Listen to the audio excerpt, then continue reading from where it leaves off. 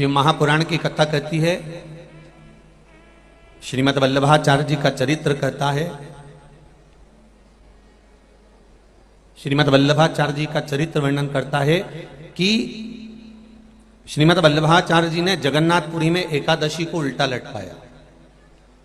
आप लोग गए होंगे तो देखा होगा कि जगदीश में जगन्नाथपुरी में एकादशी उल्टी लटकी। कारण क्या था? खूब विरोध करा गया श्रीमद् वल्लभाचार्य जी का कि तुमने एकादशी को उल्टी लटका दिया जगन्नाथपुरी में। क्यों लटकाया? उसका कारण क्या था? श्रीमद् वल्लभाचार्य जी ने कहा, आप कहते हो कि कोई मरे तब एकादशी का दान दीजिए, आप कहते हो कि कोई मरे तब अन्न का दान दीजिए, आप कहते हो कि कोई मरे उसके बाद में आप ये दान दीजिए। श्रीमद् वल्लभाचार्य जी ने एकादशी को उल्टा लटका कर कहा कि एकादशी का अगर दान करना है तो पहले एकादशी करो, और एकादशी करने के बाद उस एकादशी का फिर दान करो जीते जी। उस एकादशी का फिर दान होना चाहिए।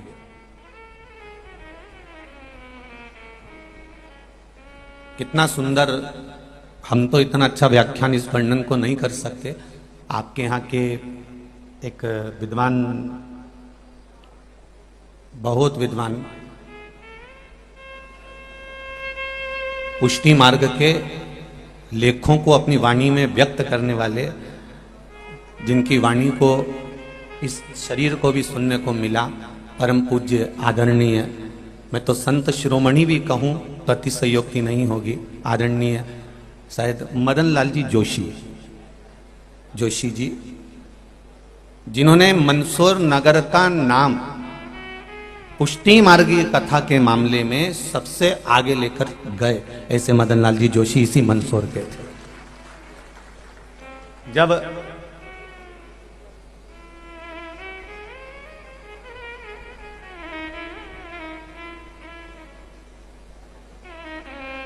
अपनी वाणी से वो कहते थे, अब तो शायद शरीर नहीं है उनका शायद, तो जो अपनी वाणी से कहते थे, वल्लभ का व्याख्यान वर्णन करते थे, पुष्टि मार्ग के वर्णनों को जब वो कहते थे तो एकाग्र चित्त होकर, यहां तक वर्णन है कि माताएं अगर रुई की बाती भी बना रही हो तो वो बंद करवा देते थे कि पहले कथा रस तत्व को ग्रहण करो, पहले सुनो।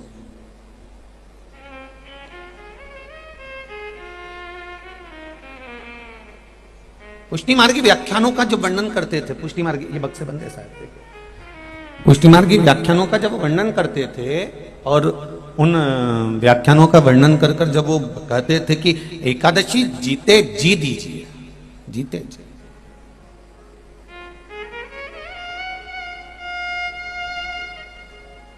मरने के बाद की कोई गारंटी नहीं कि आपने जो एकादशी दी वो मिली कि नहीं मिली। पर जीते जी अगर हमने दिया है, जीते जी हमने अगर प्रदान किया है, तो हमने अपने हाथ से तो करा, अपने को मालूम तो पड़ा कि मैंने दिया।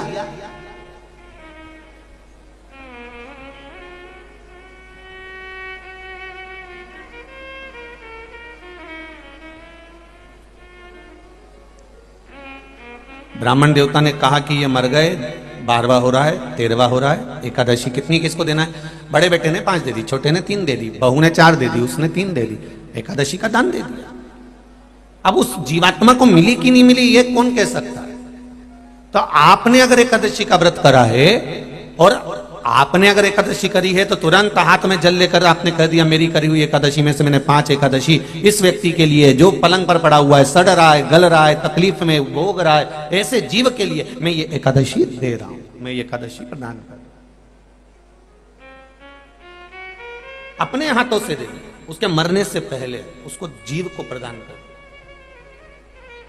अब हमने कहा कि वो मर गए, उसके बाद में हमने गुलाब जामुन खिलाई या आलू बड़ा या भजिया खिलाया, तो उसका क्या लाभ है? जब वो जिंदा है तब उसकी सेवा कर लीजिए, जब तक वो है तब तक उसको कुछ देते रहिए और उसके जीवन का सुख उसे प्रदान करते रहिए। जिसकी नजर और नियत दोनों, नजर और नियत दोनों ठीक होती है, वो जिंदगी में कभी धोखा नहीं खा सकता, वो आगे ही बढ़ता चले जाता। बस नजर भी ठीक रखिए और नियत भी ठीक रखिए। नजर और नियत, अगर ये दोनों ठीक है, आपकी नजर भी ठीक है और नियत भी ठीक है, तो आप धोखा नहीं खा सकते, ये निश्चित है। बिंदु प्रेत योनि में क्यों पड़ा? क्योंकि उसकी नजर गलत जगह चली गई थी। देवराज प्रेत योनि में क्यों पड़ा? देवराज अगर मर रहा है, ब्राह्मण होकर कर्म विच्छिन्न हो गया है, तो वो क्यों हुआ? उसका कारण क्या था? क्योंकि वो गलत दृष्टि में पड़ गया। नजर और नियत ये दोनों अच्छी होना चाहिए, ठीक होना चाहिए। हम कई बार नजर भी ठीक नहीं रख पाते और नियत भी ठीक नहीं रख पाते। हम दूसरे को देखा और देखकर हमारे मन में काम जाग गया, हमारे भीतर लोग जाग गए, हमारे भीतर वासना जाग गई, हमारे भीतर कुछ ना कुछ अहंकार का, अभिमत्ता का पथ जाग गया।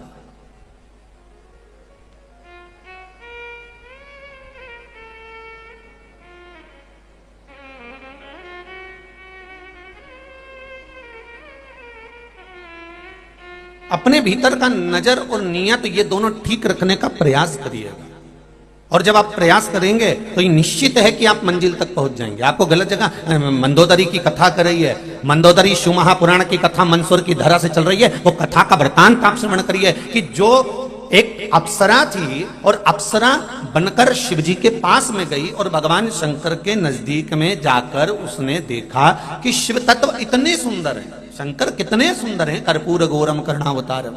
पहले तो शिवजी को सुंदर देखने वाला चाहिए,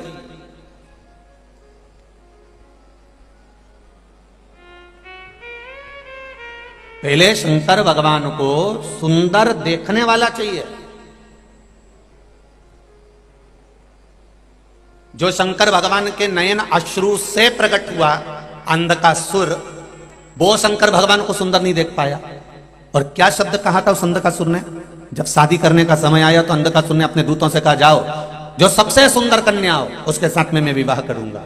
तो दूतों ने कहा जो सबसे सुंदर थी माता पार्वती, उसको तो शंकर भगवान लेकर चले गए। अंधकासुर का शब्द था, अंधकासुर का संबोधन था, शंकर लेके चले गए।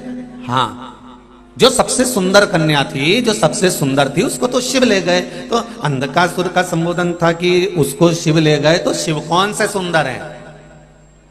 सुंदरता तो मुझ में है, शंकर में क्या सुंदरता? अब जरा विचार करिए, जिसको शंकर भगवान ने प्रकट किया, शंकर भगवान के नेत्र श्रु से अंधकासुर प्रकट हुआ, अंधकासुर हिरण्याक्ष ने पाल पोस कर बड़ा करा। वो अंधकासुर जो शंकर भगवान के नयन अश्रु से पैदा हुआ, वो अपने ही पिता को, जाना जाए तो पिता ही हुए, जो नयन अश्रु से प्रकट कर दिया।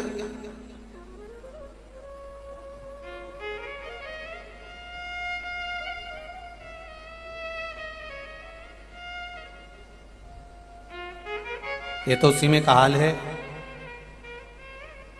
कि संसार की जितनी नारी होती है, स्त्रियां होती हैं, माताएं होती हैं, वो कभी अपने पति की तारीफ खुलकर नहीं करती। जब भी कहेंगी तो एक बात जरूर कहेंगी, उसको देख लो, एक उसका पति है, तुम्हारे दोस्त को देख लो कितना विद्वान है, और तुम एक देखो, जब घर में बैठे रहते हो ये करना वो करना, बस सोचते रहते हो, और वो देखो कितना आगे बढ़ते जा रहा। दूसरे की तारीफ करते देखा, पर अपने पति की, हाँ जितने आपके अंतर्गत बल है और आपने जो करा वो श्रेष्ठ है, उसमें कोई गलत नहीं है। दुनिया नहीं कर सकती जो आप कर सकते हो, ये बल आप दे सकते हो, ये बल आप प्रदान कर सकते हो।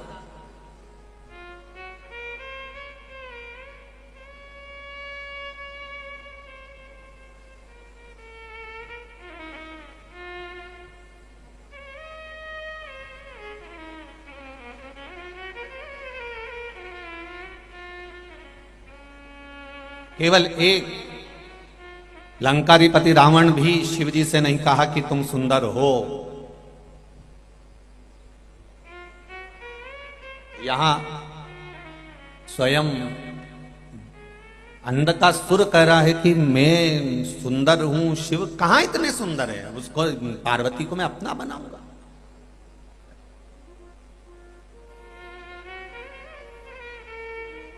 सुंदरता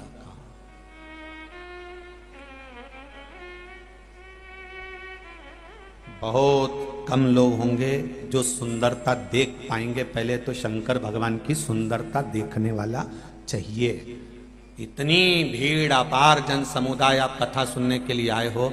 रोज समिति टेंट बढ़ाती है और रोज उस टेंट को आप भर देते हो। आपके भीतर ये भाव है कि शंकर भगवान की कथा बड़ी सुंदर है। ये आपके भीतर भाव है कि शिव की कथा सुंदर है, और ये सोचकर आप शिव महापुराण की कथा में जाकर बैठते हो। इसलिए मेरा भोलेनाथ आपको भी सुंदर बना देता है, सत्यम बना देता है, शिवम बना देता है।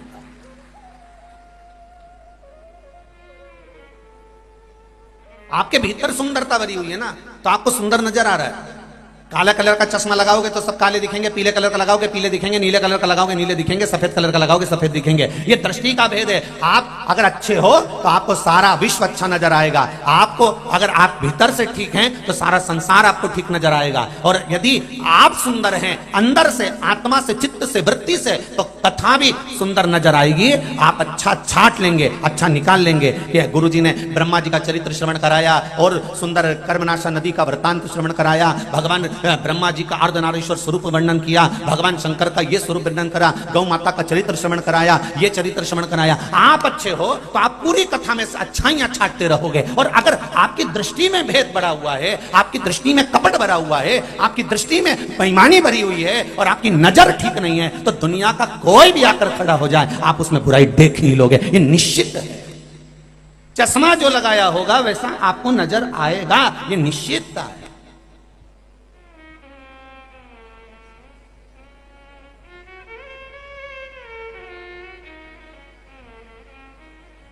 एक धनपति व्यक्ति, करोड़पति व्यक्ति, अरबपति व्यक्ति खूब पैसा लुटाए तो लोग कह देंगे हराम का आ रहा होगा तो लुटा रहा होगा। अब दृष्टि देखिए। और अगर करोड़पति व्यक्ति 1 रुपया खर्च नहीं करे तो लोग कह देंगे कहीं छाती पे बांध के ले जाएगा, इतना कमा रहा है 2 रुपए दे नहीं सकता। अब दृष्टि देखिए। दुनिया में सबको संतुष्ट करना बहुत कठिन है भाई, बहुत कठिन, बहुत कठिन है। एक माता पिता अपनी औलाद को संतुष्ट नहीं कर पाते हैं। एक दिन वही औलाद मुंह से कह देती है तुमने हमारे लिए क्या किया, तो फिर संसार को कोई संतुष्ट कर सकता? कौन संतुष्ट करेगा? बहुत कठिन है। पूरा शरीर का एक एक अंग को बुढ़ापा आ जाता है। ये घुटने भी बुढ़े हो जाते हैं, ये कान भी बुढ़े हो जाते हैं, ये आंख भी बुढ़ी हो जाती है, ये नासिका भी बुढ़ी हो जाती है। शरीर का एक एक अंग बुढ़ापा ले लेता है, शरीर का एक एक अंग बुढ़ा हो जाता है। केवल एक अंग शरीर के अंदर है, ये जीवान, जो कभी बुढ़ी नहीं होती। अगर ये बुढ़ी हो जाती तो घर में कभी सास बहू का झगड़ा ही नहीं होता। कभी सास बहू का झगड़ा नहीं होता अगर ये जीवान बुढ़ी हो जाए।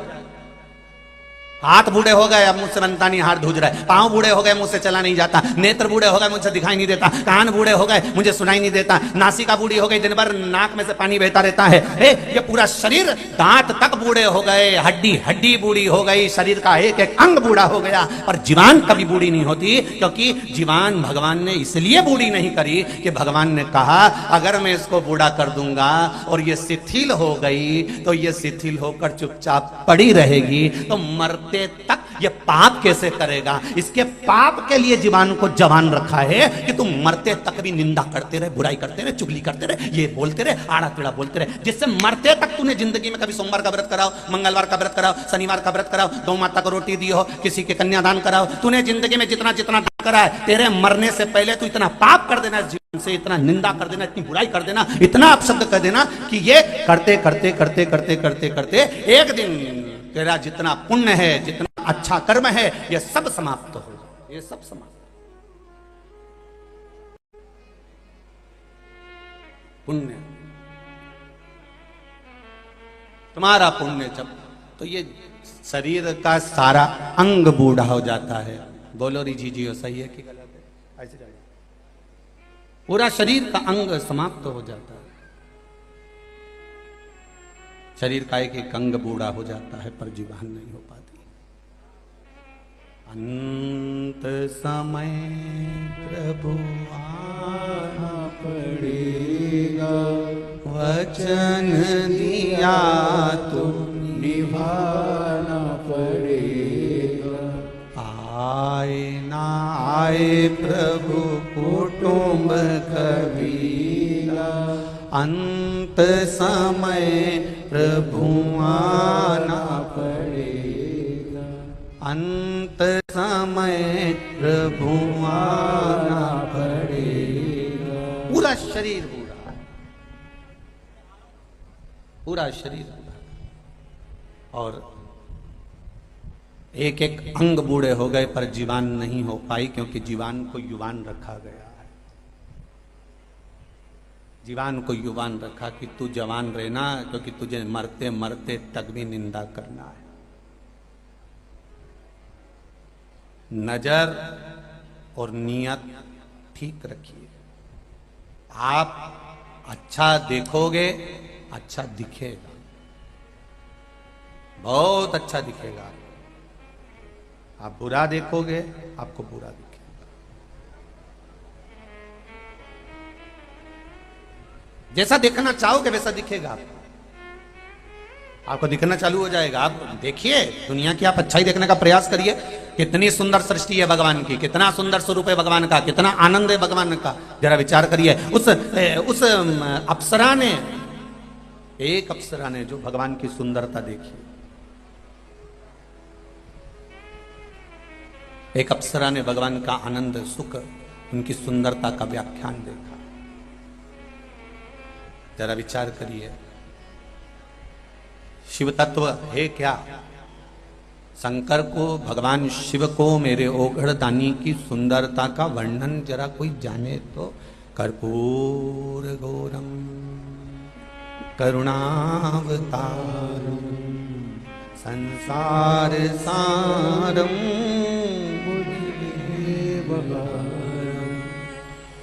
नमः शिवाय, नमः शिवाय, नमः शिवाय, नमः शिवाय। कर्पूर गौरम करुणावतारम संसार सारम। भगवान शिव की सुंदरता, भगवान शंकर का आनंद, भगवान शंकर का स्वरूप का आनंद। अच्छी नजर रखो, मेरा शिव सुंदर दिखे। अच्छी नजर से। और जब नजर अच्छी होगी तो ये निश्चित है, अगर नजर श्रेष्ठ है तो उसमें निश्चितता है कि भगवान अपने आप आपको सुंदर नजर आने लगे। अपने आप आपको देखने की जरूरत ही नहीं पड़ेगी।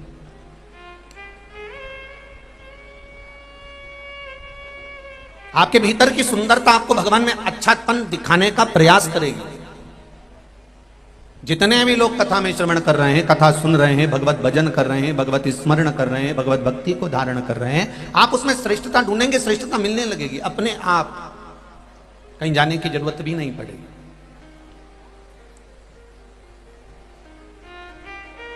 अविरल भक्ति को पाने का महाराज। एक अप्सरा जिसका नाम है मधुरा, जरा विचार करिए।